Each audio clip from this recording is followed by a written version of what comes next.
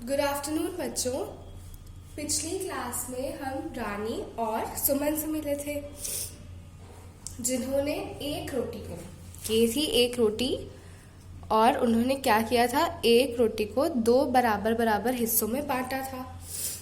उन्होंने रोटी को ही नहीं, उन्होंने सैंडविच को, चॉकलेट को कितने तरीकों से बांटा था ना, आधे आधे हिस्सों में। और आधा क्या होता है, जब हम किसी चीज को दो बराबर हिस्सों में बांटते हैं तो हम उसे आधा बोलते हैं। देखिए, ये है एक पूरी रोटी और हमने इसे दो बराबर हिस्सों में बांटा है। और ये बराबर कैसे है, हम इसको एक के ऊपर एक को रखकर देखेंगे।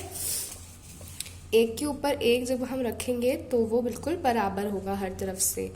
तो रानी और सुमन ने अपने लिए ये जो रोटी के जो हिस्से हैं वो बराबर रखे हैं, और ये है रानी का हिस्सा और ये है सुमन का हिस्सा, सुमन की रोटी का हिस्सा। तो अब बच्चों आप बताइए कि एक रोटी को रानी ने कितने हिस्सों में बांटा है।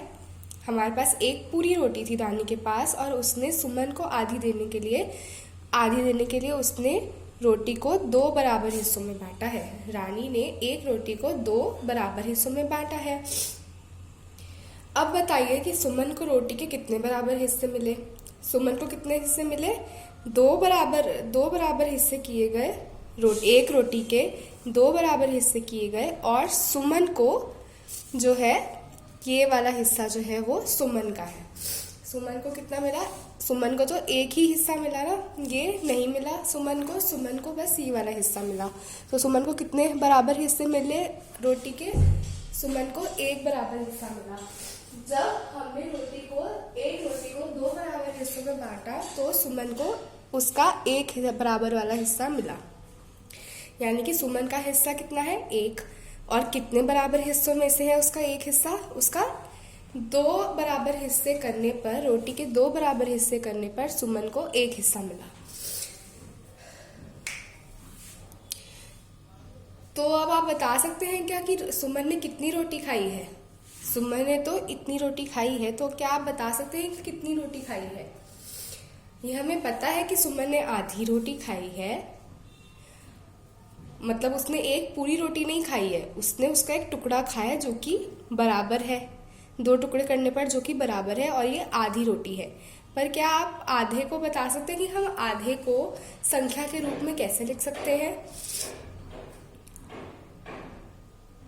सुमन ने जो है, अब हम देखते हैं कि पहले हम देखने की कोशिश करते हैं कि हम इसे संख्या के रूप में कैसे लिख सकते हैं आधे को, क्योंकि आधा क्या है, एक रोटी से तो कम है। एक रोटी तो ये पूरी थी, लेकिन सुमन को तो बस इतना सा मिला है, तो ये एक से तो कम है। ये हमें पता है कि आधा एक से कम है।